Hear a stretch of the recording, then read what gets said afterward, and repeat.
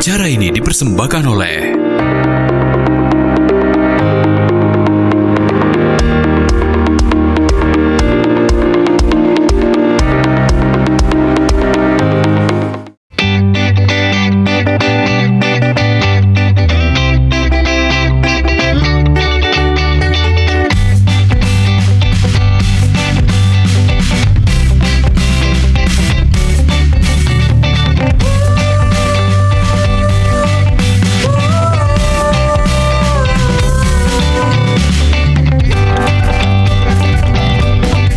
Assalamualaikum warahmatullahi wabarakatuh. Selamat pagi Mang Cek Bicek Mirsa Pal TV di mana wae berado. Wow, senang nian balik lagi di Halo Palembang yang tentunya setiap pagi ngawani paginya Mang Cek Bicek ini di seluruh Sumatera Selatan, bahkan yang nonton juga dari live streaming di YouTube. Halo, apa kabar?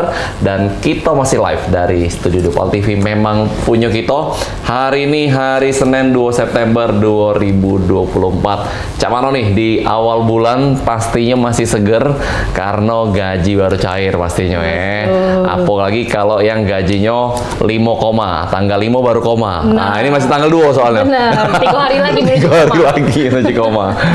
Dan masih bersama Mang Cek Agai pagi ini. Aku Cek Fili. Jadi hari ini kita sudah ada sabar untuk ngasih tahu siapa narasumber kita hari ini, karena narasumber hari ini akan siap untuk membagikan informasi mengenai UMKM yang ada di Indonesia, khususnya di Sumatera Selatan. Betul nih. Jadi untuk Mang Cek Bicek ini yang masih nunggu gaji, mungkin juga kaget setelah nonton edisi kali ini bisa juga terinspirasi untuk buka usaha. Betul. Mungkin ya. Karena ya ujung-ujungnya sekecil apapun usaha ya kita bosnya. Benar. Ya. Oke, benar-benar. Nah, siapa tahu nih. Jadi industri usaha mikro, kecil dan menengah UMKM merupakan tulang punggung perekonomian di Sumatera Selatan nih Mang Cek Bicek. Jadi memberikan kontribusi juga yang signifikan terhadap pertumbuhan ekonomi dan penciptaan lapangan kerja.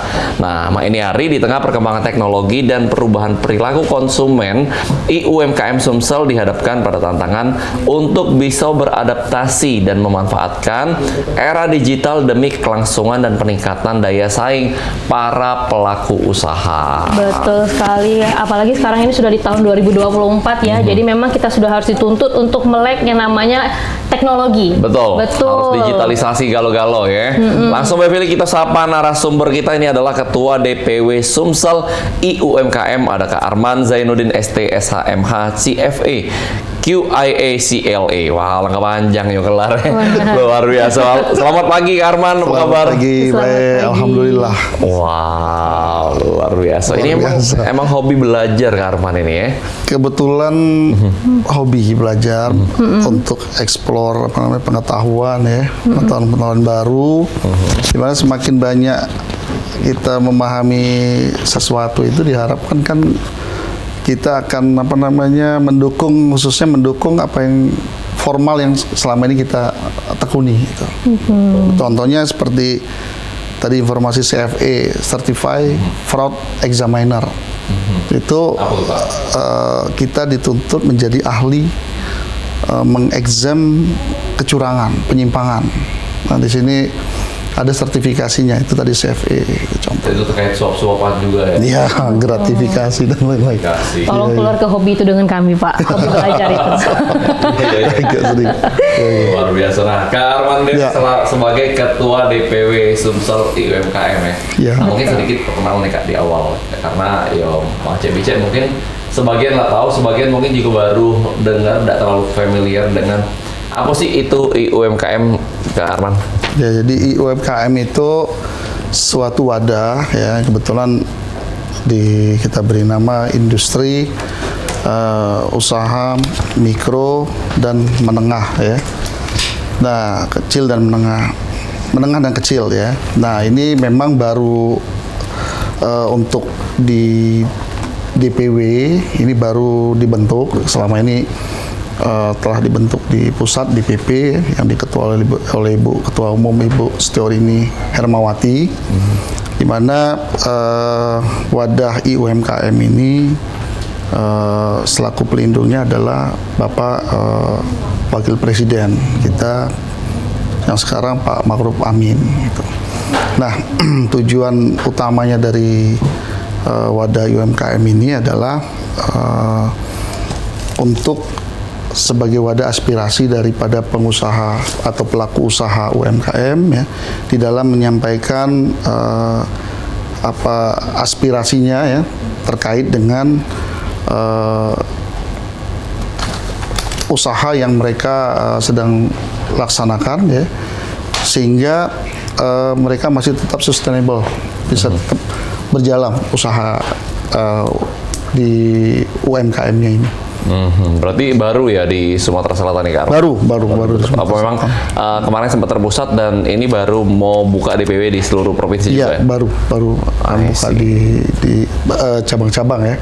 Artinya dari DPW nanti akan ada DPC, kota maupun kabupaten baru akan kita buka. Berarti sementara ini baru ada DPW dulu. Baru ada DPW, Ya. Sudah aktif juga merekrut Baru atau akan membentuk pengurusan. Oh, jadi memang belum membentuk pengurusan ya Pak ya? Iya, Nah, kalau untuk dibentuk pengurusan itu kira-kira kapan Pak nantinya? Ini memang kita sedang jadwalkan. Saya lagi koordinasikan dengan Ibu Ketua ya. Ibu Ketua di mana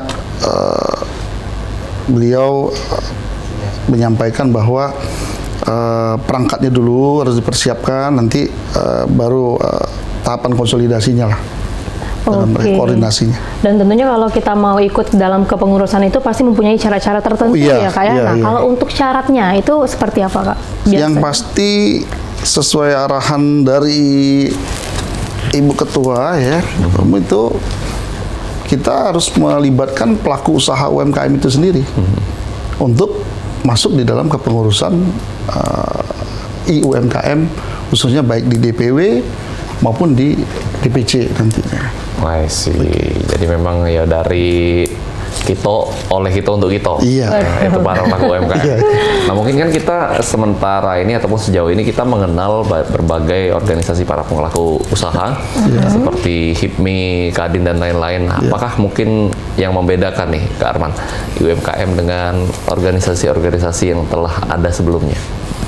Jadi kalau kita memang mengkhususkan diri kepada pelaku usaha UMKM.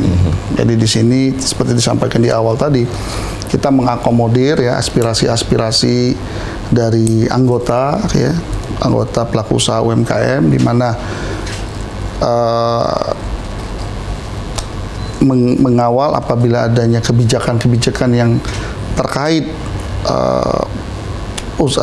terkait dalam segmen usaha UMKM ini yang coba kita nanti bisa sampaikan kepada pihak terkait ya, pihak yang memiliki otorisasi di dalam kebijaksanaan itu untuk coba ditinjau ulang. Misalnya saja ada isu wacana yang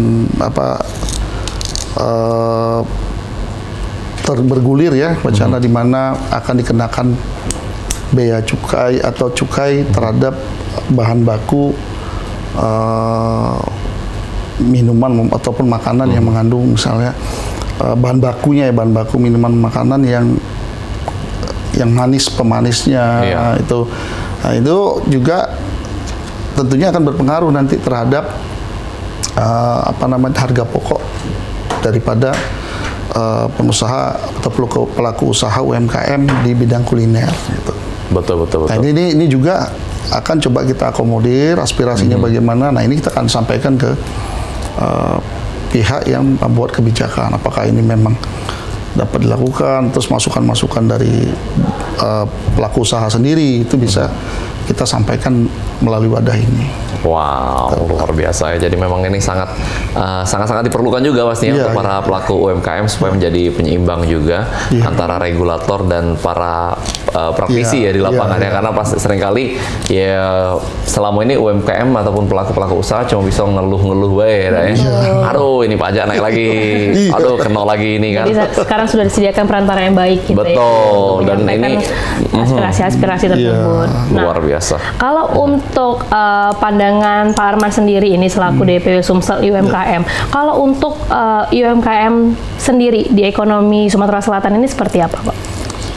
Jadi kalau secara umum saja mungkin saya bisa sampaikan dahulu ya, bahwa kalau bicara peran, saya bilang peran UMKM ini ya jelas sangat berkontribusi. Tadi sudah disampaikan di awal oleh Di Aggai tadi ya, bahwa kontribusinya terhadap terciptanya lapangan kerja satu, terus kontribusi terhadap pertumbuhan ekonomi ya, terus juga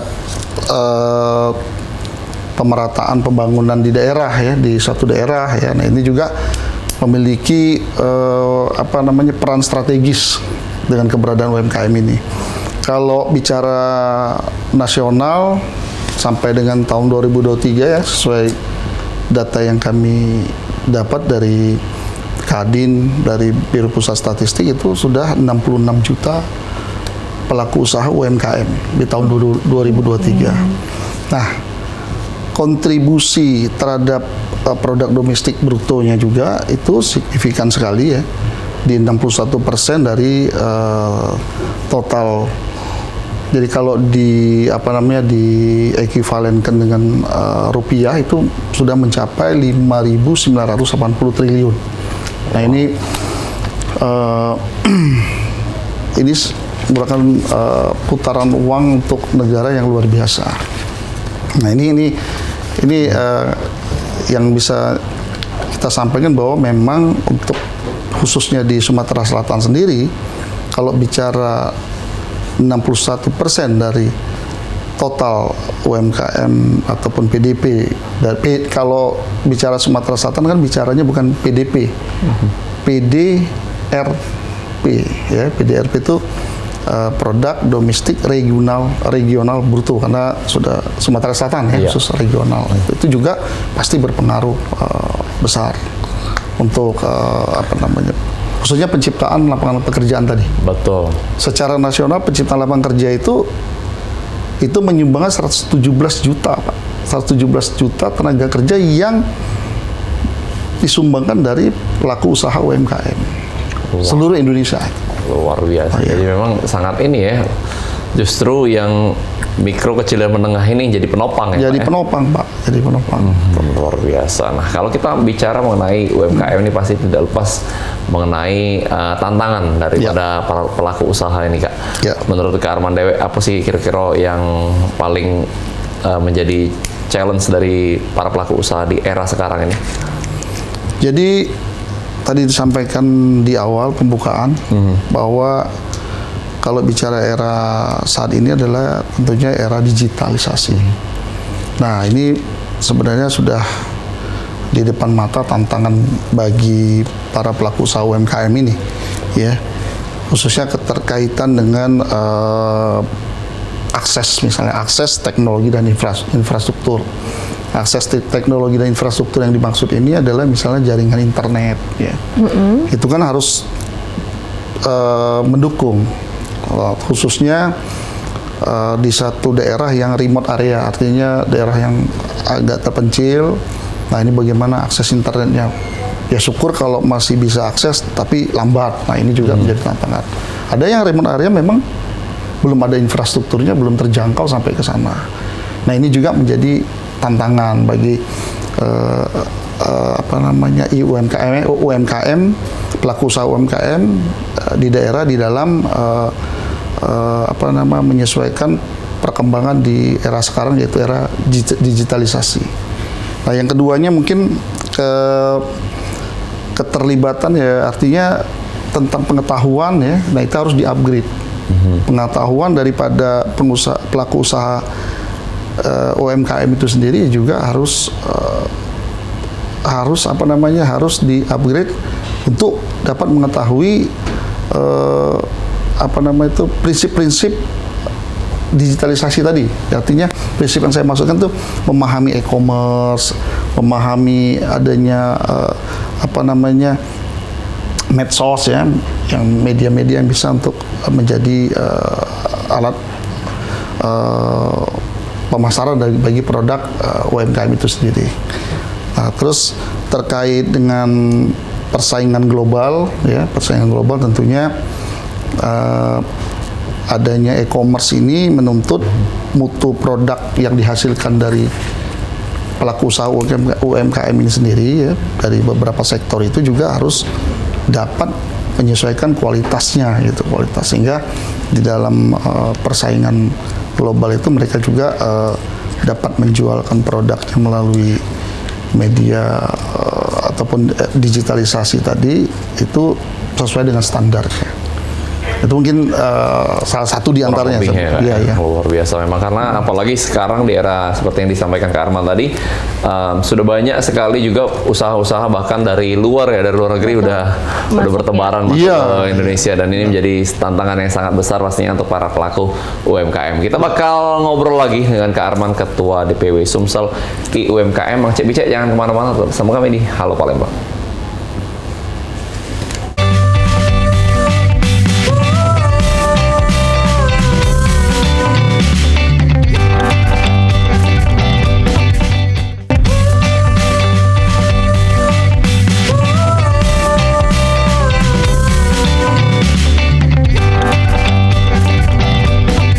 Pemirsa, sekarang sudah di segmen kedua Halo Palembang, dan masih dengan narasumber kita yang sangat luar biasa hari ini. Ada Kak Arman Zainuddin selaku Ketua DPW Sumsel UMKM.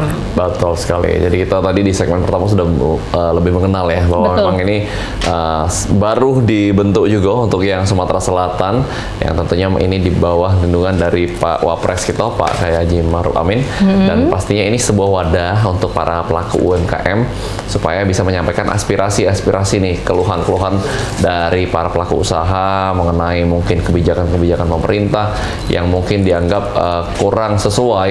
Ini sangat boleh karena memang negara kita kan demokrasi ya. Silakan sampaikan aspirasi. Inilah wadahnya. Silakan mungkin para UMKM AG yang ada di Sumatera Selatan boleh nih untuk gabung, karena AG mungkin ke depan juga bakal dibuat juga DPC-nya juga Pak ya, di masing-masing cabang ataupun kabupaten di Sumatera Selatan. Betul. Nah, kalau untuk dari peran pemerintah daerah sendiri ini Kak dalam mendukung digitalisasi UMKM yang ada di Sumatera Selatan, itu kalau dari pandangan Kak Arman sendiri seperti apa? Oke, jadi kalau peran dari sementara ini ya, kita lihat peran dari pemerintah kota khususnya terhadap UMKM ini sangat besar sekali perhatiannya terhadap UMKM di wilayah khususnya di Kota Palembang. Saya melihat pada kemarin ada acara pembukaan festival Bidar ya, yang dilakukan oleh Kota Palembang, diinisiasi oleh Dinas Pariwisata Kota Palembang, Pak Sulaiman Amin ya. Iya, Sulaiman Amin. Nah, beliau membuat acara festival Bidar tersebut itu juga menampilkan booth-booth dari para pelaku usaha UMKM. Dan ini saya coba gali, saya tanya, itu gratis. Nah ini artinya salah satu bentuk perhatian hal kecil, namun ini menjadi nilai besar bagi UMKM di Kota Palembang sendiri, ya, di mana perhatian dari pemerintah kota sudah dilakukan. Namun peran-peran yang kita harapkan dari pemerintah Kota Palembang juga, khususnya ya Palembang maupun Sumsel pada umumnya, itu kita membutuhkan peran pemerintah untuk memfasilitasi program pelatihan, pelatihan dan pendampingan, ya, di mana pelatihan pendampingan ini yang diinginkan oleh kita, khususnya tadi bicara di era digitalisasi bagi UMKM ini adalah dengan cara pelatihan tentang e-commerce ini kepada para UMKM, atau misalnya manajemen bisnis digital, itu bagaimana pola proses bisnisnya. Nah ini juga perlu disosialisasikan ataupun dilatih lah. Tapi peran ini kita minta fasilitas dari pemerintah setempat untuk bisa pelaku usaha UMKM ini dibantu untuk berintegrasi ke era digital ini. Gitu. Nah, terus penyediaan infrastruktur digitalnya sendiri yang tadi di awal sampaikan bahwa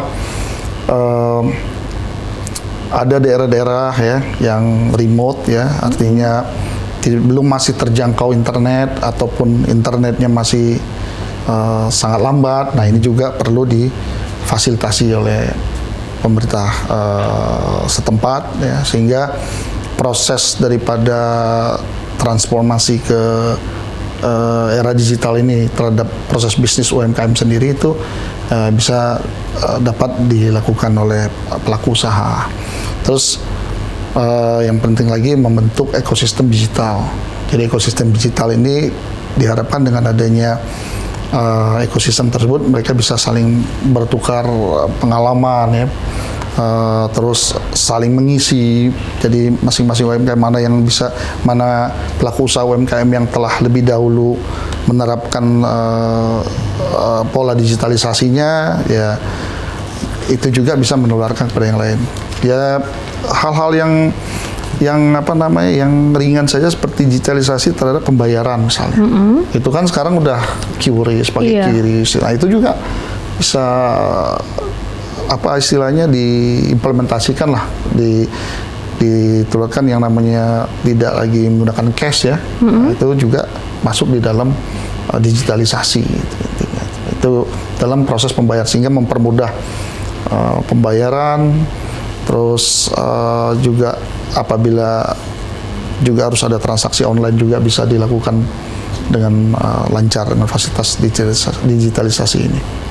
Betul sekali, luar biasa ya memang, karena era sekarang ini sangat-sangat dituntut lah ya. Harus benar-benar kita itu melek teknologi, melek yang namanya digitalisasi juga, walaupun kita mungkin usahanya baru nak mulai. Nah, kalau ngomong untuk para kalangan yang baru nak mulai usaha nih, Kak Arman, kira-kira dari pandangan Kak Arman dewe, apa sih yang masih potensi di Sumsel ini, khususnya di Palembang nih, yang bisa digawe ke? Jadi kalau kita mengcapture ya laju gerak daripada peluang bisnis lah, bisnis khususnya di UMKM ini, baik dia di bidang kuliner, ya, terus dari bidang jasa ataupun penjualan barang dan jasa, ya. Nah, ini saya lihat sebenarnya masih terbuka potensi semua. Artinya kalau memang ingin membuka di bisnis kuliner, ya, artinya di food and beverage, ini juga masih berpeluang. Namun memang dengan menjamurnya F&B, ya, khususnya di Kota Palembang lah kita ambil sampel, ini juga artinya meningkatkan daya saing antar UMKM itu sendiri. Artinya yang harus diperhitungkan oleh calon pelaku usaha UMKM ini sendiri, ya harus benar-benar memperhitungkan baik dari permodalan, dari posisi strategis daripada usaha itu sendiri, terus segmentasi daripada usaha itu ke segmen yang bagaimana. Nah, ini juga harus jelas juga.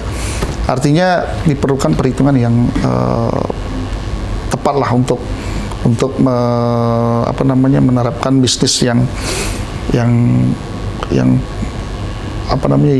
visible, sehingga dapat memberikan keuntungan atau profit yang baik untuk UMKM itu sendiri bagi pelaku usaha itu. Nice. Karena kuliner tidak ada habisnya, Kak, ya? Tak habisnya. Nah, tapi kan sekarang ini lagi yang maraknya adalah model bisnis franchise, ya, Kak, dengan waralaba itu pasti banyak juga wong yang pengen lebih simple mikirnya, ya kita udah usah gawe lagi, ya.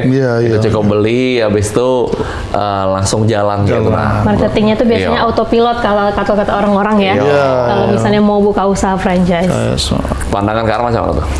Jadi franchise ini memang benar tadi bicara istilah autopilot, ya, artinya baik sisi promosi itu sudah masuk di dalam ini dia franchise itu sendiri. Namun permasalahan utamanya adalah permodalan, karena bisnis franchise ini pada saat kita ngambil franchise itu perlu modal besar juga.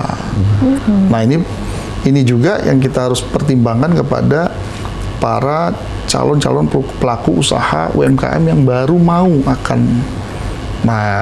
akan mulai. Ini jangan sampai belum apa-apa sudah down karena modal yang tinggi, yaitu. Nah, ini juga harus diberikan solusi ataupun jalan ya, ataupun arahan sehingga diyakinkan bahwa calon pelaku usaha UMKM dengan keterbatasan modal pun masih bisa dapat dilakukan. Artinya seperti kita tahu kuliner angkringan misalnya. Nah, angkringan ini juga harus diperhitungkan, jangan sampai nangkringnya berjam-jam, ya. Tapi pesannya sih kok mesennya ST udah habis-habis 4 jam. Bukannya untung malah buntung. Itu tadi jaringan internet tadi. Iya. Free wifi loh. Free wifi.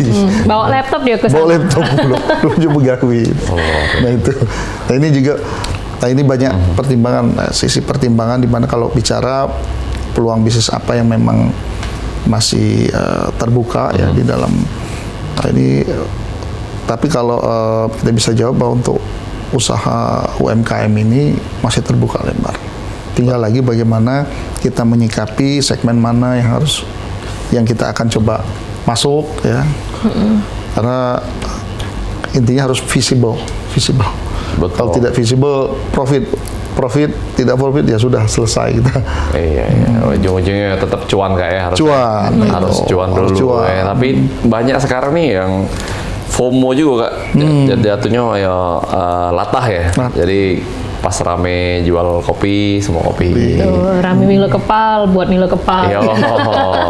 Dan ujung-ujungnya juga tidak sustainable ya. Iya. Nah, itu apa pandangannya Kak Arman? Nah ini yang coba nanti dengan adanya keberadaan wadah ya UMKM Indonesia ini, di mana para pelaku usaha yang tadi disampaikan bahwa FOMO terus ikut-ikutan terus bikin terus tahu-tahu mengalami apa istilahnya itu krisis lah, saya bilang krisis artinya penurunan pendapatan sudah mau mengarah kepada ini yang perlu nanti juga di wadah ini kita memberikan masukan ya, memberikan apa istilahnya nanti satu program nantinya ya, apa pelatihan ya untuk coba sharing bagaimana bisa membantu anggota pelaku usaha UMKM ini bisa menghidupkan ataupun menyehatkan kembali usahanya. Gitu. Nanti inilah gunanya tadi sharing ataupun ini nanti dalam wadah ini nanti. Nah itu karena kalau udah dalam kondisi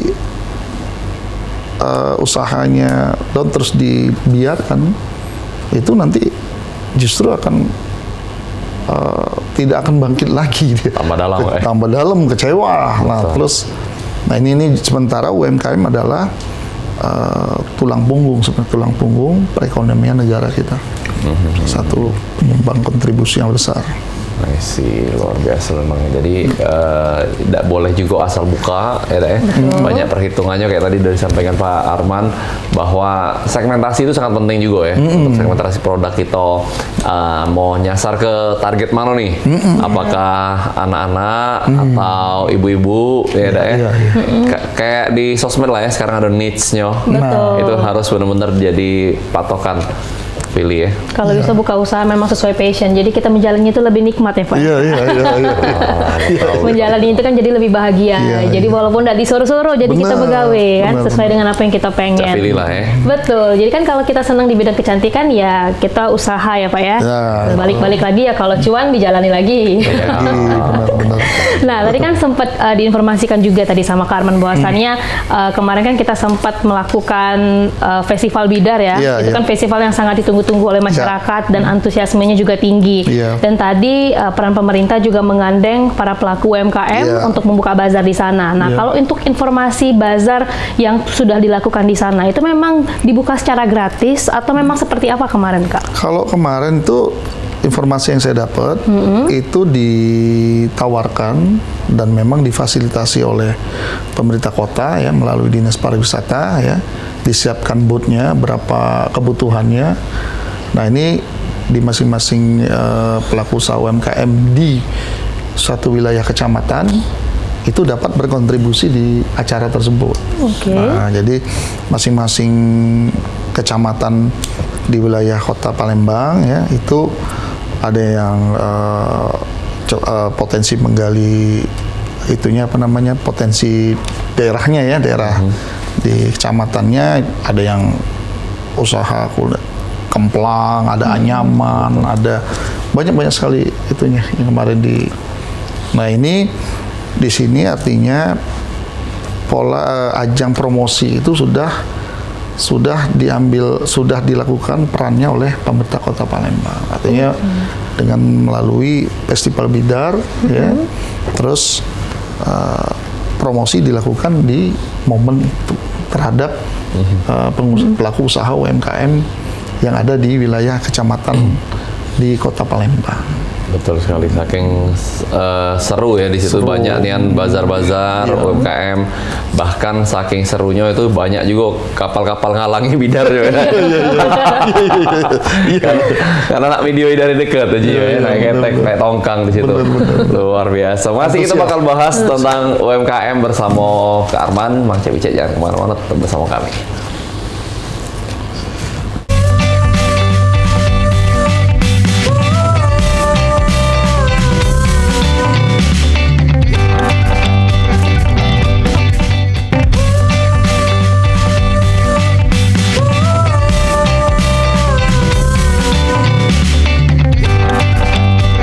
Iya, terima kasih Mang Cek Wicek, Anda masih menyaksikan Halo Palembang dan masih seru nih perbincangan mengenai UMKM karena memang ini adalah penopang dari ekonomi negara ya. Tadi udah disampaikan bahwa 100 juta lebih lapangan pekerjaan di provide oleh UMKM yang ada di seluruh Indonesia, dan ini menjadi angka yang sangat signifikan Mang Cek Wicek. Ya kalau kita jenguk di sekitar kita juga lebih banyak emang UMKM dibanding dengan usaha-usaha yang memang besar-besar nih ya, brand-brand besar. Justru yang kecil-kecil inilah yang menopang perputaran ekonomi negara kita. Terkhusus kita bahas Sumatera Selatan, tadi sudah banyak nih insight-insight baru yang disampaikan oleh Pak Ketua mengenai bahwa tantangan-tantangan UMKM sekarang nih di era digitalisasi, mau tidak mau para pelaku usaha itu melek teknologi. Mau tidak mau kita masuk ke yang namanya branding di sosial media, masuk ke e-commerce, karena kita tahu dewe ini bahkan banyaknya brand-brand dari luar itu sudah masuk ke Indonesia melalui e-commerce, melalui juga TikTok, Instagram di situ. Itu rupanya pabriknya di luar, ya kan, bukan dari Indonesia. Nah, jadi kita sebagai wong dewe yang tuan rumah harus benar-benar jadi tuan rumah di rumah kita dewe ya. Kita ngobrol lagi nih Kak Arman. Jadi masih mengenai UMKM yang ada di Sumatera Selatan, terkait juga UMKM ini yang baru saja dibentuk. Kira-kira nih di awal ini apa langkah-langkahnya nih Kak, kira-kira yang bakal digarap duluan selain mungkin juga pembentukan para pengurus? Iya, jadi memang nanti di awal ini kami akan coba mendata para pelaku usaha ya yang ada di Sumatera Selatan khususnya melalui dinas terkait. Artinya memang dalam proses misalnya OSS kan bisa terlihat di situ. Betul. Itu bisa terlihat berapa jumlah pelaku usaha UMKM ya, khususnya di wilayah Sumatera Selatan ya, Kota Palembang dan kabupaten-kabupaten lainnya di bawah Sumatera Selatan. Nah, ini coba akan kita inventarisasi dulu. Nah, di sana nanti coba kita lakukan acara FGD, forum diskusi, forum discussion group ya. Nah, di situ nanti kita akan coba menyampaikan visi misi daripada organisasi wadah ini, terus juga kita akan mengakomodir, artinya apa-apa yang menjadi keinginan daripada para pelaku usaha UMKM ini ya, ya terkait juga tadi ada tantangan di era digitalisasi ini. Nah, ini juga harus kita coba akomodir, dan juga jangan sampai misalnya tadi bicara segmen dalam satu komunitas tuh ada sampai untuk kuliner tadi F&B itu dalam satu wilayah itu terjadi persaingan yang ketat. Nah, ini juga perlu nanti kita konsolidasikan kepada para pengusaha pelaku usaha UMKM tersebut dalam satu wilayah yang kita sebut nanti komunitasnya, sehingga nanti pun persaingan itu tidak sampai menyebabkan seperti hukum rimba gitu. Iya. Artinya saling menjatuhkan, saling dari tumbuh. Red ocean kayak? Iya, nah itu. Ya. Kompetitornya terlalu banyak dalam satu wilayah Dalam itu. satu wilayah komunitas. Oke. Nah ini yang coba kita nanti upaya yang kita lakukan di awal. Nah dari hasil FGD kita rumuskan, baru nanti kita coba konsolidasikan ke dalam organisasi. Nah ini bagaimanapun nanti hasilnya tetap seperti tadi yang disampaikan, bahwa dari kita ya untuk kita gitu. Betul. Artinya bagaimana peran dari UMKM ataupun pelaku-pelaku usaha UMKM di wilayah Sumatera Selatan ini justru bisa memperkuat kontribusi kekuatan pertumbuhan ekonomi di wilayah Sumatera Selatan itu sendiri. Artinya UMKM-nya sehat yang ada di situ, pelaku usaha UMKM-nya sehat. Amin. Jangan sampai bersaing di persaingannya di lingkungan sendiri, tumbuh mati. Nah, belum lagi menghadapi kebijakan-kebijakan yang baru nanti misalnya ada yang akan ditetapkan. Nah ini juga menjadi suatu tantangan yang harus dihadapi dan harus kita perhitungkan selaku pelaku usaha UMKM. Belum lagi pesaing-pesaing dari luar ya. Dari luar banyak belum lagi lagi, permasalahan. itu udah jelas. Berarti kita di awal ini berarti open untuk seluruh pelaku usaha ya, Kak? Iya. Siapapun yang mau juga bergabung di UMKM Iya. ini untuk sama-sama kita memajukan lah ya Iya. perekonomian yang ada di Sumatera Selatan. Nah, kalau kita bicara mengenai akses modal nih, Kak Arman. Untuk scale up bisnis UMKM yang mungkin pengen expand atau Iya. pengen lebih besar lagi. Nah, seperti apa Kak Arman melihatnya? Ada banyak pelaku UMKM yang sekarang ini kan ada peran-peran fintech di situ. Iya. Nah, cuma kita yang di Sumatera Selatan ini mungkin tidak segampang para pelaku usaha yang mungkin di Jawa ataupun di Iya. Jakarta. Seperti apa nih? Apakah memang kita sebagai pelaku UMKM juga harus punya skill pitching lah untuk cari-cari investor atau seperti apa Kak? Akses modal yang paling ideal untuk para UMKM? Iya, jadi memang pelaku usaha UMKM ini memang harus mampu melakukan istilahnya verifikasi secara ketat ya terhadap pembiayaan. Jangan sampai memang seperti yang disampaikan tadi, financial teknologi ini juga bisa berpeluang untuk membantu perkembangan pertumbuhan daripada UMKM sendiri dengan adanya bantuan modal. Diharapkan juga fintech ini maksudnya memang betul-betul memberikan atau membantu pertumbuhan bagi UMKM itu sendiri. Jangan sampai bunga tinggi. Betul. Terus masa waktunya harus cepat. Nah, bukan fintech lagi, pinjol jadi bukan. Itu jadi pinjol. Jadi pinjol. Iya, karena arahnya lebih ke sana. Nah, yang kita harapkan justru di sini memfasilitasi atau menjadi mediasi ya para pelaku usaha UMKM khususnya di wilayah Sumatera Selatan itu bagaimana bisa mewakili anggotanya untuk bisa mendapatkan bantuan dari pemerintah, misalnya bantuan pinjaman itu pembiayaan atau pembiayaan KUR misalnya, ya. Nah, kredit usaha rakyat. Nah, kredit usaha rakyat ini dengan bunga yang rendah, ya kan?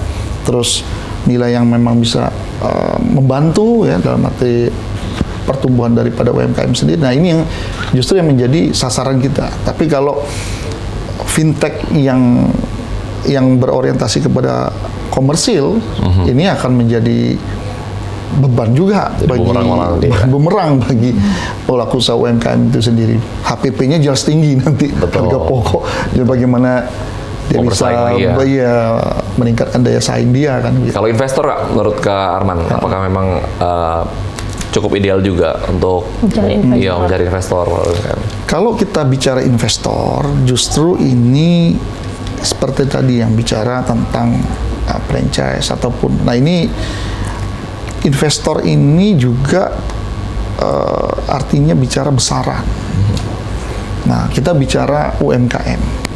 Kalau sudah bicara investor, UMKM-nya nanti akan termakan juga. Nah, ini kalau saya bicaranya sudut pandangnya dari situ. Artinya kalau investor dalam satu bentuk satu unit usaha, artinya gini, baru akan dibentuk, terus ada investornya, itu artinya kan Join ya? Join, tapi tinggal lagi masuk kategori UMKM atau tidak ini. Betul. Tapi kalau udah besar, itu Scale up lagi. Scale up lagi. Investor. Nah, itu udah tidak lagi masuk di dalam Kategori UMKM ya? UMKM. Gitu. Artinya sudah masuk kategori Skala pengusaha besar gitu. Nah, kita inginkan pengusaha kecil ini menjadi besar. Gitu. Nah, bagaimana? Pertama sustain dulu usahanya, terus adanya pertumbuhan tadi. Nah, kita harapkan pertumbuhan dari usaha UMKM itu tetap berjalan, sehingga untuk mengarah ke kesehatan yang lebih ini kan, profit yang lebih tinggi. Betul. Ini mungkin terakhir Kak Arman, Ya. bisa diberikan himbauan ataupun masukan untuk seluruh masyarakat yang ada di Sumatera Selatan khususnya? Ya, jadi kepada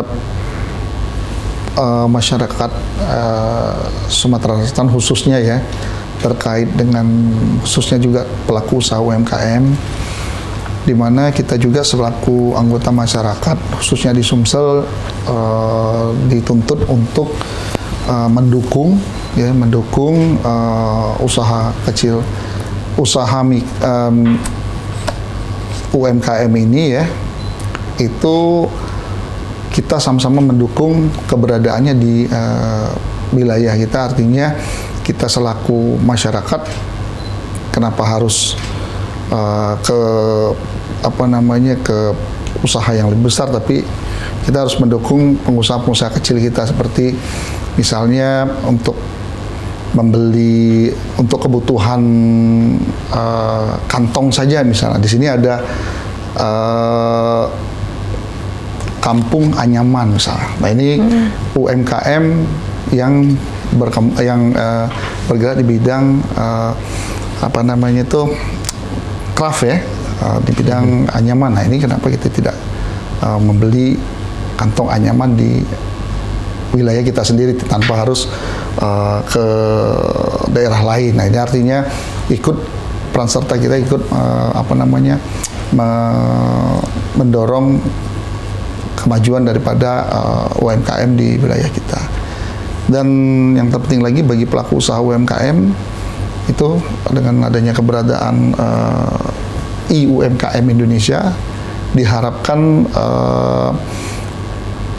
silakan bergabung ya ke wadah ini, di mana kita nanti bisa saling sharing ya, terus apa yang menjadi aspirasi bisa kita sama-sama kita sampaikan kepada tadi disampaikan sebagai yang memiliki kebijakan ya. Nah, ini untuk kepentingan keberlangsungan daripada usaha UMKM itu sendiri.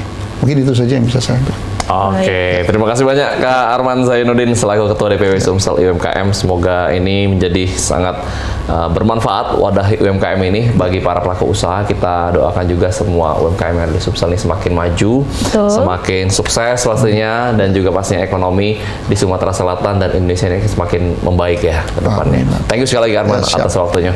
Dan juga terima kasih Bang Cek Wicek, mirsa PAL TV yang terus setia nonton Halo Palembang. Jangan lupa terus saksikan setiap harinya jam 9 merapat ke jam 10 cuma di PAL TV, memang punya kita. Terima kasih banyak yang nonton. Aku HGK Bim. Aku Philip pamit undur diri. Terima kasih dan sampai jumpa. Palembang Darussalam, Palembang kota kita, terkenal sunyi musinya, terkenal dengan pempeknya, jembatan Ampera yang anggun, masjid agungnya yang cinta, menambah terkenalnya kota kesayangan kita.